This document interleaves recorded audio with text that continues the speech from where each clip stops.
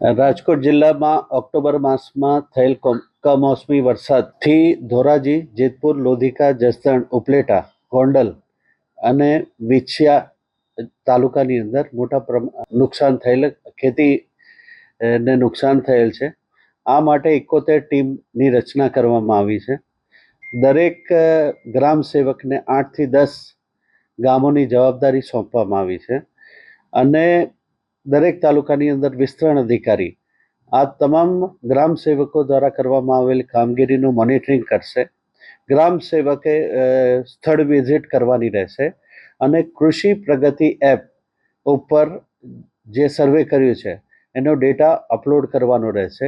સાથે સાથે physical verification પણ કરશે અને એના આધારે રિપોર્ટ જનરેટ કરી અને સરકારશ્રીમાં સાદર કરવામાં આવશે.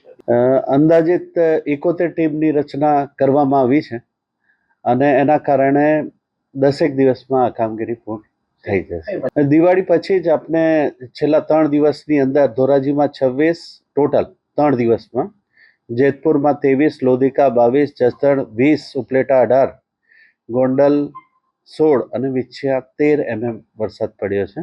એ અનુસંધાને પણ સર્વે કરવામાં આવશે. ભારે વરસાદના કારણે જે તમામ તાલુકાઓને એલર્ટ મોડ ઉપર મૂકવામાં આવ્યા છે અને જરૂરી આનુષાંગિક તમામ તકેદારીના પગલાં લેવામાં આવ્યા છે.